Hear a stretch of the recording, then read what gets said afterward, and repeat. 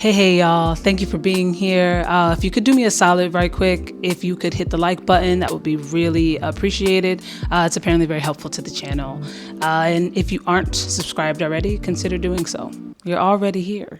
All right, y'all, so jumping right into it. If you're new here, or if you just subbed, or you're just unaware, I dropped a video every single day in July, and I wanted to note 3 of the things that I learned doing this. Challenge? It's a challenge? It was a challenge. I dropped a video every single day in July. So for the entire month, I dropped 26 vertical videos and 5 long form videos every Wednesday. Run those out. Feel free to go check those out if you haven't already. All right, so number 1, it is a lot of work. This one might seem obvious, and maybe it should be, but I don't think people fully comprehend just how much it takes to make any of these videos. But I think people sleep on how much it takes to make vertical videos. It was about as much work as I was expecting it to be, but it was still a challenge. I definitely found myself on some days being like, I don't think I'm gonna get a video up today. But I ended up pushing through anyway. I did initially try to release videos at the same time every single day, and for a while I did. But this was a great challenge in learning what times of day work for me, what times of day work for YouTube when there's more engagement, etc. But some days the video came out at 8 p.m. It came out at 8 p.m. because I didn't have it, but I did have it, and I made it work. Uploading videos at different times, that ended up being really helpful to me to see when a video might perform better or worse or what have you. That leads me to my second point, which is to work smarter, not harder. All right, so I'm not one to value quantity over quality, so that was one of the biggest parts of this challenge for me. I take my time with things. I do not rush things. I like things to be where I want them to be. Yeah, and I'll take as much time as I need to make that happen.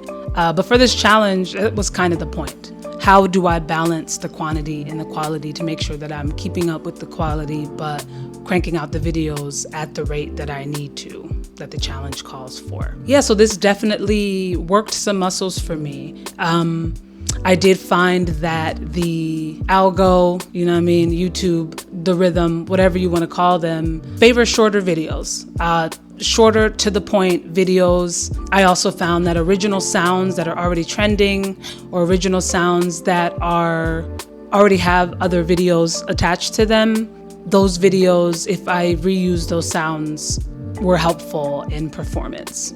As far as numbers and engagement and all that goes, I did read that releasing a video every day might be harmful to your channel or for engagement, because it doesn't give YouTube or the rhythm a chance to push things out, or to give it enough time before you just put something else out. I did find that maybe this was true, maybe it wasn't. I think it's too short of a time to really tell, but doing this, I did not gain so much more views. It might have actually been around the same as I typically do with my 1 long form video and maybe 2 or 3 shorts a week. So yeah, knowing that this was maybe not that helpful for engagement, which is not necessarily what this was about entirely.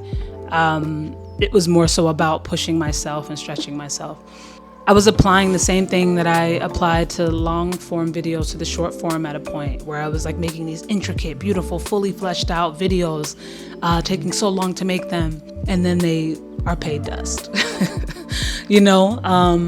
It's interesting, but it's all information, right? And I think that's what this was about. All of this is information, which leads me to my final point, my last learning that I'm gonna cover today, which is I prefer longer form videos. Yeah, I think that's just a fact. I think I knew that beforehand. I didn't expect for this to change the course of what I was doing with those videos, because I like the longer form to be able to play with the format and take my time and really sit with things, allow scenes to breathe. Yeah, it's a lot more room to play. I did come out of this liking short form videos more than I did before, because I got to make so many. I was like, this is kind of fun. It's super fun. Do I want to make them every single day? No. but it did show me that I could. Yeah, I learned a lot about myself. I learned to stretch myself in ways that I necessarily wouldn't have otherwise. I was speaking with someone who I was sort of discussing maybe some of the numbers with, and I wasn't sure if it was working or not, or if I should continue, because I didn't want to hurt my longer form videos or their performance. And they happened to mention that, like, these are sketches. And I love that, and I've been thinking about that, and I think that's how I will look at shorter form videos in the long run. And I'll continue to make them for sure. But I love learning about myself. I love doing this sort of thing to kind of gather information. A couple things to note, I'm pretty burnt out by this. Yeah, I guess one could expect that when you're cranking things out for the sake of cranking them out. I wouldn't change it. I learned a lot about myself, and I think that's pretty cool. I did gain traction, also cool. I think that this is a long game, just in general. More than a month. I don't know how long, but I think it's trying things out as things go on. I'll definitely do more challenges like this. I'll definitely stretch myself in ways that feel good and interesting to me. Probably take a break from shorts for a little bit, maybe not. Yeah, I hope this video was helpful to you. I'm happy to share what I'm learning, and maybe someone else learned from it. But this feels more like a journal entry of like research for me, notes to myself, if you will. But thank y'all for watching, and I'll see y'all in the next one very soon.